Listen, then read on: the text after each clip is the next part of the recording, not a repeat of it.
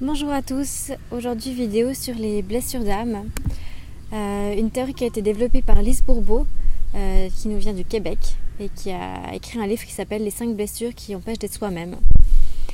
C'est un livre qui m'est tombé dans les mains il y a quelques temps, au bon moment je dirais, quand j'étais en train de prendre conscience de mon ombre, travailler sur mon ombre, travailler sur mes blessures d'âme. Et en fait, elle a mis des mots sur ce que je vivais. Donc je voulais vous partager cette théorie qui est pour moi une théorie qui est très très utile au quotidien pour travailler sur son ego, pour travailler sur la manière dont on réagit face aux situations qui nous réactivent des blessures d'âme. Selon cette théorie, il y en a 5. La blessure de rejet, la blessure d'abandon, la blessure d'humiliation, la blessure d'injustice et la blessure de trahison. Donc 5 blessures qui nous font souffrir, mais que l'on arrive très mal à ressentir et qu'on préfère masquer par des comportements qui vont nous faire plus ou moins éviter la souffrance sur le moment, mais qui à long terme nous font juste souffrir 3 fois plus. C'est l'idée que développe Lise Bourbeau qui dit que en fait, quand une blessure est activée, on va porter un masque. Un masque qui est en fait un ensemble de comportements très spécifiques et qu'on peut repérer. C'est ça qui est génial, c'est qu'on peut vraiment apprendre à repérer ces comportements. Donc cette vidéo, j'aimerais faire une vidéo générale sur ces 5 blessures pour vous expliquer en gros la théorie, ce qu'elle dit, et ensuite faire une vidéo pour chaque blessure. C'est vraiment une théorie qui parle de peur et d'amour. En fait, quand on est dans la peur, eh bien, on va pas agir avec son âme, on va agir avec l'ego. Et c'est dans ces moments qu'on va être en réactivité et qu'on va porter un masque. Donc, rapidement, les 5 blessures. La blessure de rejet, c'est une blessure la plus horrible. Elle fait terriblement mal, vraiment. C'est ce sentiment qu'on n'est pas aimé, en fait, qu'on n'est pas désiré, qu'on n'a pas le droit d'être ici, que les gens ils n'ont pas envie qu'on soit présent. Et le masque que les personnes qui vivent du rejet, on a tous les 5 blessures, mais suivant, on a plus ou moins des pourcentages différents, disons. La personne qui va vivre beaucoup de rejet, elle va avoir tendance à porter le masque du fuyant, c'est-à-dire c'est une personne qui va être en retrait et qui va s'exclure des discussions, qui va rester tout le temps chez elle, qui va pas s'intégrer dans les groupes, qui va en fait se rejeter elle-même et du coup être rejetée par les autres finalement. Parce que quand on a une énergie à l'intérieur de nous, que ce soit du rejet, de l'abandon, de l'injustice, peu importe, automatiquement en face, c'est énergétique en fait, il va y avoir une personne les personnes en face vont ressentir ça et vont nous rejeter aussi. Donc en fait, plus je me rejette, plus les autres me rejettent et plus je rejette aussi les autres. Ça c'est l'idée du triangle. Tout est lié en fait.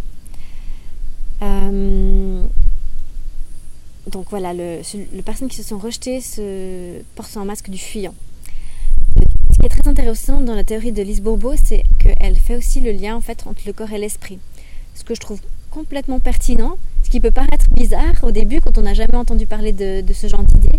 La psychosomatique en même temps, ça date pas d'hier, mais selon elle, suivant ce que notre âme vit, on va développer un corps d'une certaine taille, d'une certaine forme.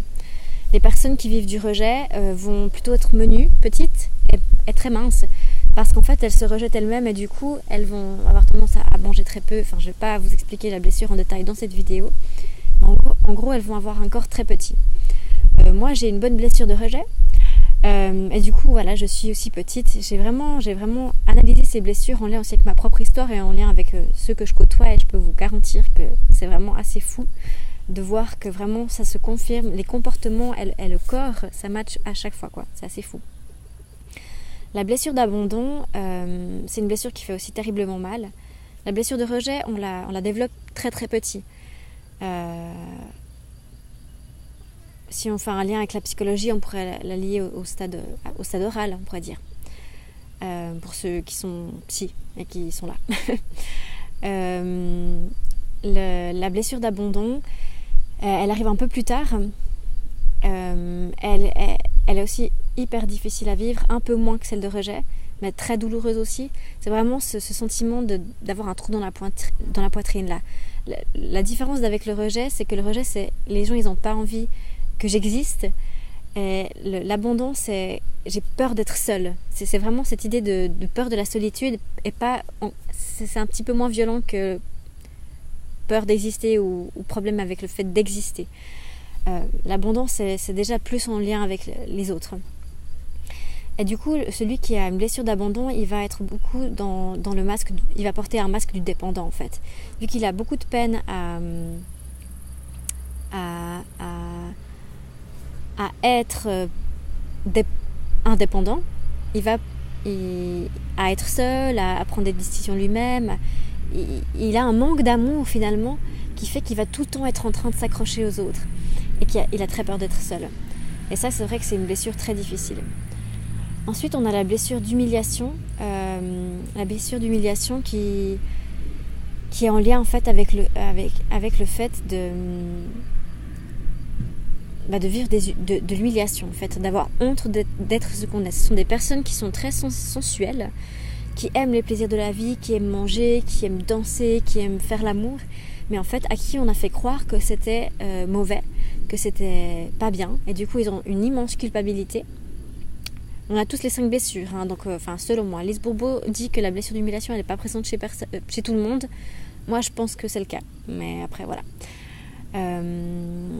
Les personnes qui souffrent d'humiliation, elles ont un sentiment de culpabilité dès qu'elles prennent plaisir à quelque chose.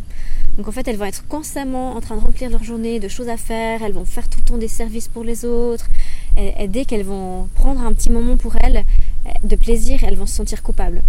Et du coup, par frustration, c'est des gens qui vont manger beaucoup parce que c'est souvent un des plaisirs qu'elles s'octroient après s'être refusées et avoir contrôlé leur nourriture. Elles ont des crises de boulimie où elles vont manger beaucoup. Et du coup, physiquement, c'est des personnes qui sont plutôt rondes. Le physique du dépendant, c'est plutôt quelqu'un qui est plutôt maigre et grand et qui a très peu de tonus.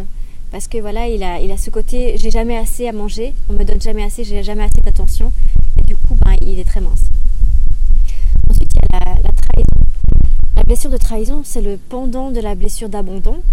Le pendant en mode fight.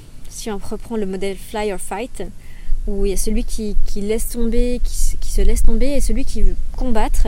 L'enfant qui est un peu plus grand que lorsqu'il a le début de la blessure d'abandon vers 3 ans, vers 7 ans, quelque chose comme ça. C'est en lien avec le complexe d'Oedipe aussi d'ailleurs.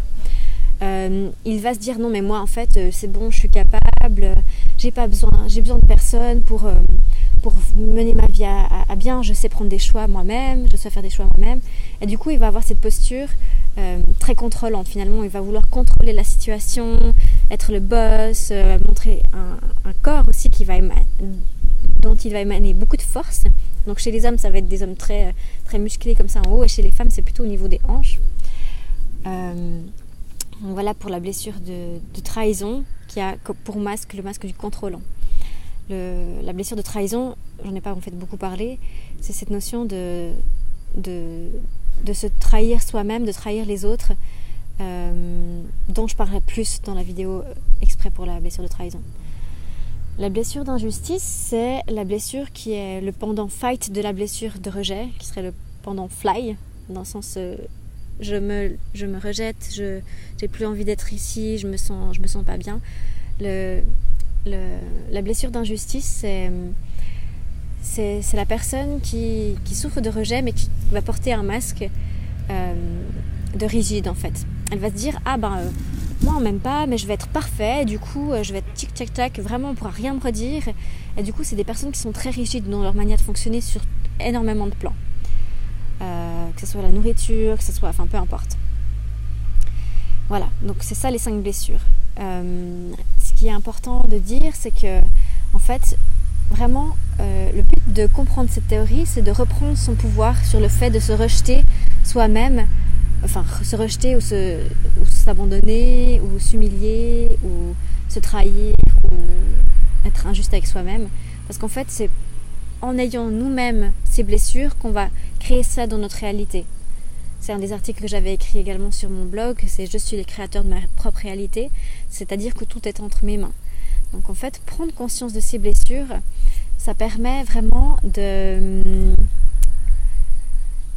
ne plus souffrir, parce que on va prendre conscience des blessures qu'on a et des masques qu'on porte, et avec le temps, plus on travaille, plus on prend conscience de ça, plus on apprend en fait à se donner de l'amour au moment où il y a l'activation d'une blessure. Par exemple, je me sens rejetée, il y a quelqu'un qui a sorti une phrase où j'ai l'impression que je suis pas bienvenue dans le groupe. Alors ça va me faire mal, au lieu de me dire je vais partir puis ne pas aller au souper ou comme ça, et je vais me dire attends, qu'est-ce que c'est ça? Ah ouais, je me sens aussi, waouh, ça fait mal. Et laisser être la souffrance. Et après je me dis, mais attends, si je me sens rejetée, c'est que c'est moi qui me rejette. Parce qu'en fait, il n'y a pas de raison que les gens ils m'aiment pas. Je suis quelqu'un, tout le monde est aimable, vraiment. Tout le monde a une raison d'exister, tout le monde est ici le bienvenu sur Terre et a une raison d'être ici. Et du coup, si j'arrive à me donner dans un moment comme ça beaucoup d'amour pour moi-même, je vais pouvoir transcender la souffrance et transcender le masque, et du coup pouvoir être dans l'amour avec moi-même et ensuite avec les autres, et retourner vers les autres. Je suis dans un champ avec des poules, c'était un choix, peut-être pas judicieux de faire une vidéo dans un champ, mais j'avais pas envie de rester dedans. Donc voilà, ce qui est important de retirer de cette théorie, c'est vraiment cette idée de pouvoir. Il est d'accord avec moi. Et le fait que voilà, c'est très important d'apprendre à reconnaître ses masques et ses blessures. Je vais m'arrêter là. J'espère que ça vous a intéressé et je vous dis à tout bientôt. Merci pour votre écoute.